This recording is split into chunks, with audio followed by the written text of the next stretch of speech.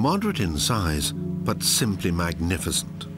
For 600 years, Bremen Town Hall has been the focal point of the city, a stronghold of civil liberty with one of Germany's most impressive Renaissance facades.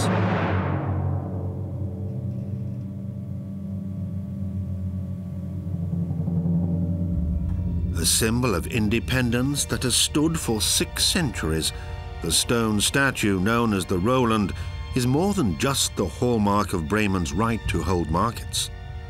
The first freestanding monumental statue in Germany, the Roland has a much deeper significance. A steadfast liegeman of the emperor, Roland was killed in battle. He is seen as a martyr, as shown by the angel on his belt buckle.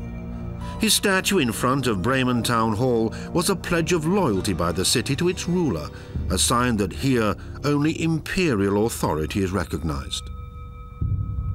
The square beneath Roland's sword has always been a sanctuary of public freedom of movement.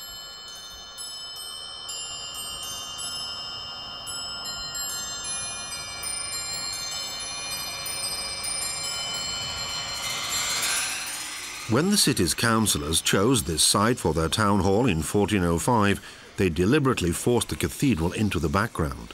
The city thus freed itself from the archbishop's secular power.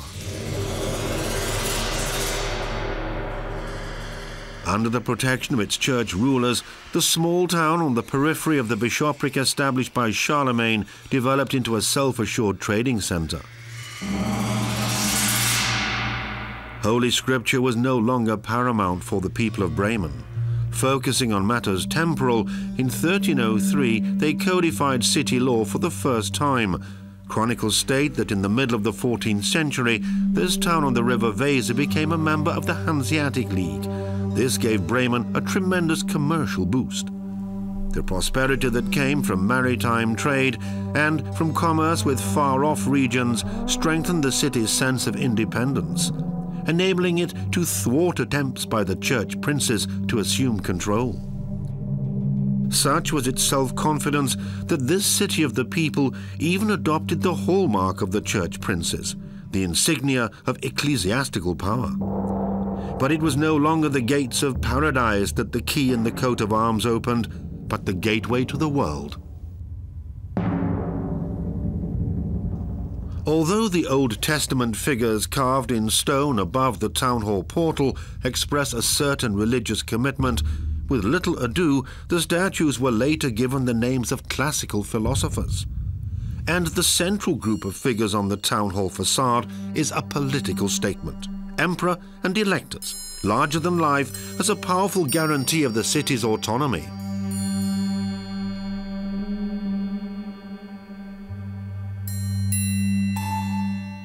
In the 15th century, the Gothic building with its merlons and corner towers had the character of a fortress, whose aesthetic appeal lay in the interplay of glazed and rough tiles.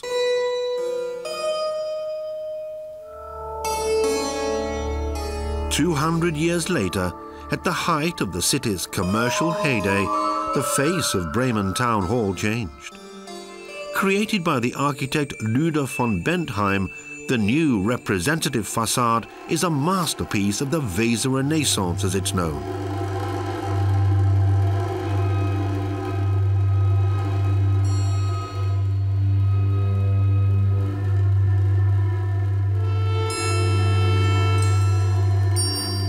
A fantastic sequence of images unfolds on the relief friezes above the 11 arcade arches, symbols of human virtues alongside figures from mythology and the realm of legend.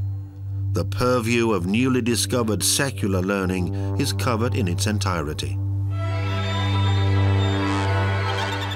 Even in its heyday, it seems, the citizens of this town, so steeped in tradition, were not averse to discreet sensual pleasure.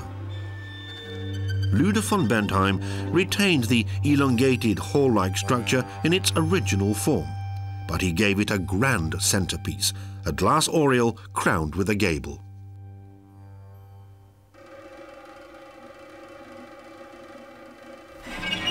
Gable figures. It was not only enemy assailants, it would appear, that tested the steadfastness of the city's defenders.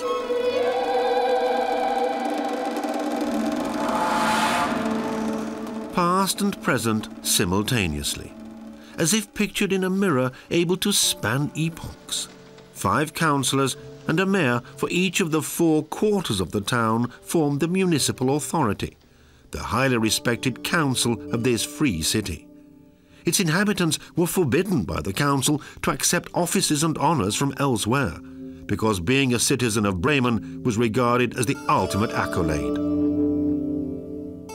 An almost almighty authority, it is described in chronicles as follows. They call the council in its entirety Wisdom, or the Council of Wise Men. Its members are the most distinguished, the ablest, and the finest of citizens.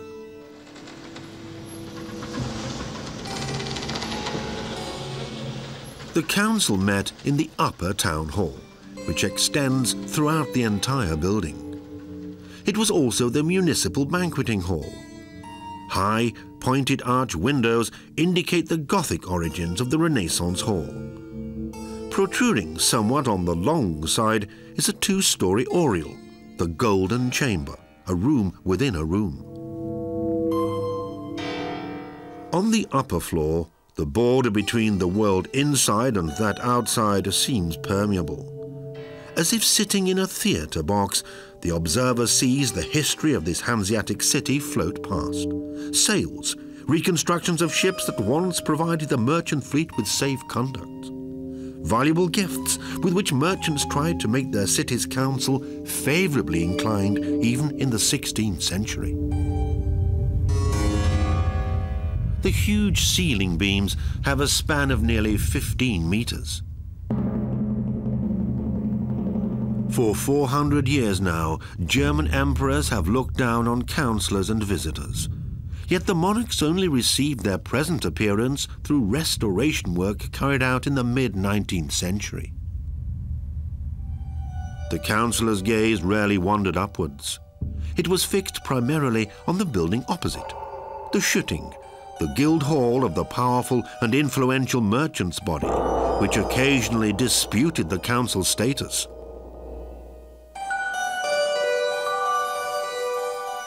A change of style to Art Nouveau, and a masterpiece.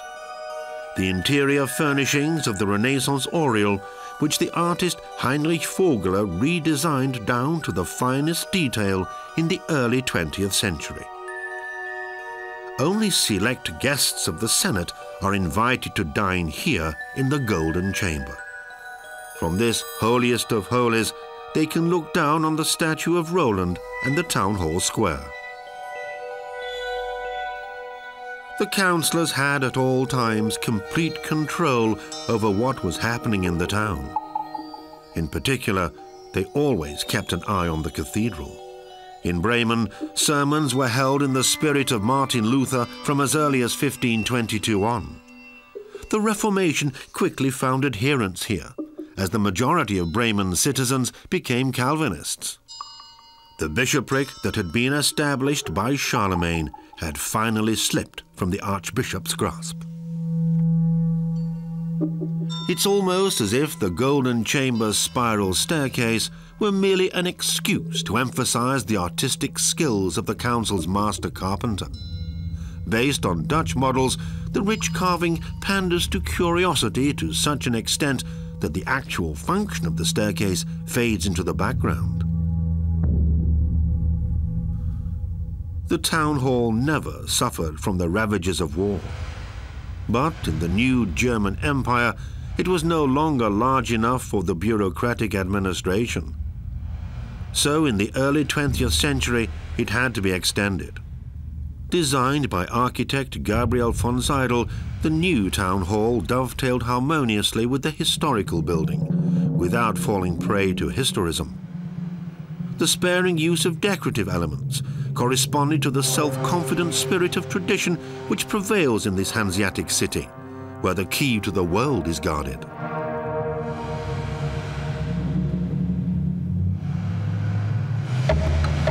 Roofs of symbolic shape. including the lofty town hall roof.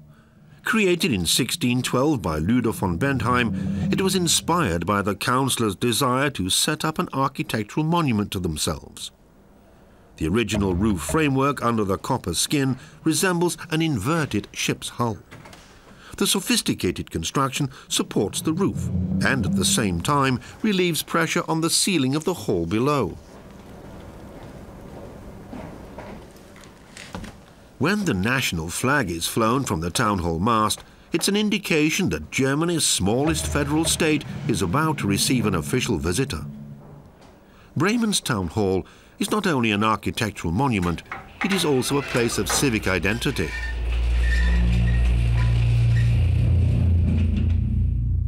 By the time the red flag was hoisted here after the First World War, the visits by the Kaiser, who used to be received with such enthusiasm, were already history.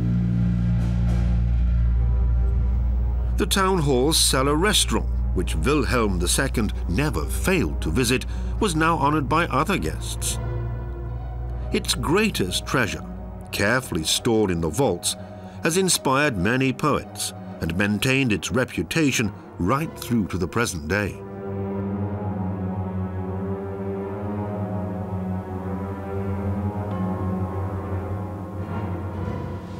Even under the black, red and gold colors of the national flag, the people of Bremen see themselves primarily as citizens of Bremen, and then a little as Germans as well.